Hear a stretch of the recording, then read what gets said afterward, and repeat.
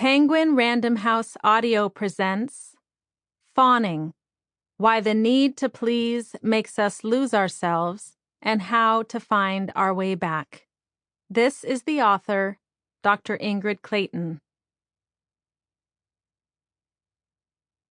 To my clients presented within these pages, and those who are written between the lines, I have learned more from you than all my education and training combined. And to everyone who sees themselves reflected here, you were never broken. You make perfect sense. This book is for you. A note on client stories. There are 7 clients highlighted in this book. They each get their own story, and I additionally refer to their experiences throughout the text. These are real people I care about deeply and whom I've seen in my private practice for between 1 and 16 years. There is no way to do them and the entire arc of our work together justice, and yet, as it relates to fawning, I aim to try. It's important to note that each of these individuals can identify themselves as fawners and have at least some space from it. They can now see it, whereas once they couldn't. By the nature of the thing, I can only share experiences from this end of the spectrum. However, I am sharing what it was like before my clients could put their experience into that context. I was quite apprehensive about inviting clients to share their personal stories so candidly. That said, I am grateful I did. Everyone who participated said yes to the opportunity before I could finish the ask. In speaking with their own friends and family, they knew others hadn't heard of fawning, much less found freedom and flexibility from it. They wanted to offer their stories in the hope of helping others. I know even before sharing this book that the way they bared their souls truly helped me. Not just as an author, but as a lifelong fawner who continues to wrestle more of herself free.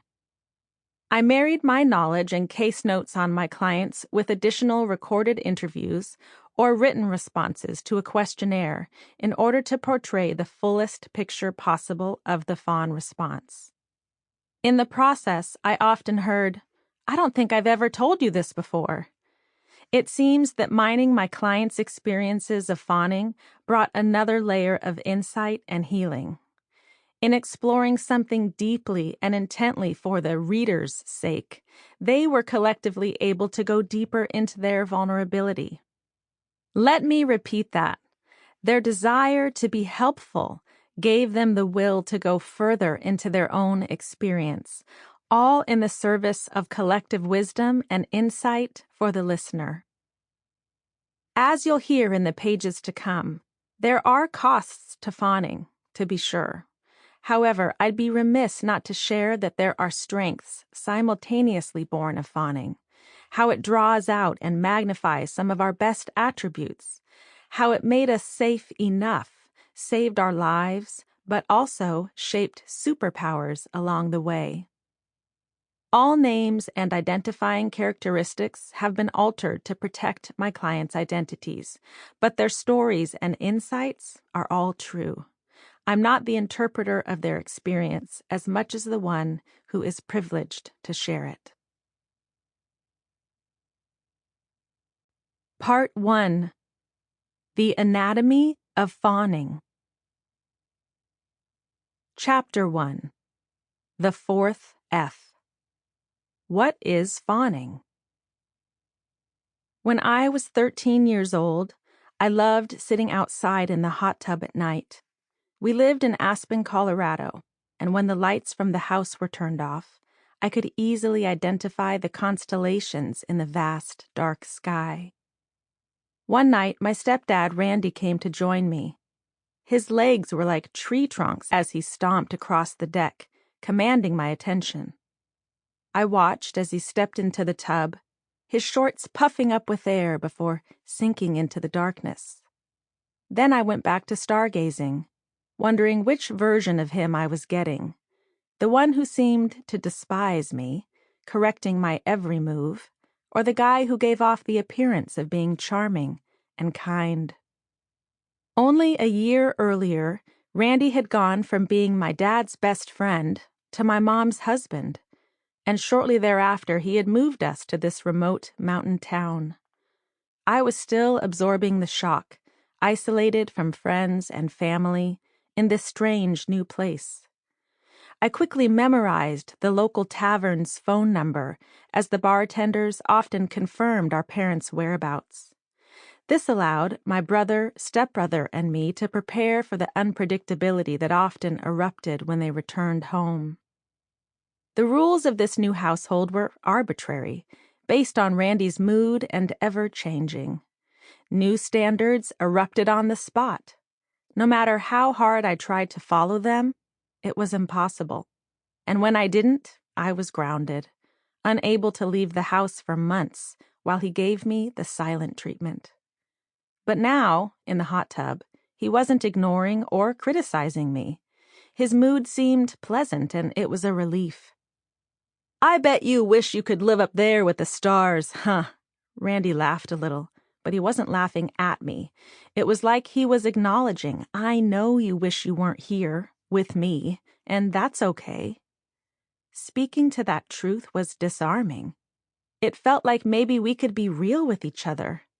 My hard shell softened against the jets, and I gave a little giggle while poking at my braces with my tongue. "Why don't you come sit on my lap so you don't have to crank your neck?" Randy motioned that I could rest my head against his chest while looking up at the sky. More than anything, after the precarity of the last year, I wanted to feel cared for. I wanted a happy family. I perceived his invitation as an olive branch of stepfatherly love. I drifted over to his side of the tub, sat in his lap, and leaned back so my head rested on his upper chest. My toes peeked out of the bubbling water while his arms anchored me in place. My guard came down even further as I felt tethered, seen, and appreciated. "I like being this close to you," Randy said as his hands lightly squeezed my hips. "I'm so glad you don't seem to mind." My body tensed as my thoughts raced. Why would he say that? What does he mean? I immediately felt the implication of his words hovering over the energy of his hands, and I knew I probably should mind. But I also knew I had to walk a fine line. I didn't want to get in trouble, provoking the version of him that terrified me. So I responded carefully, keeping my voice thin as the mountain air. "Why would I mind?" As I waited for Randy's answer in the hot tub, the prickliness of his body hair felt like needles on my skin.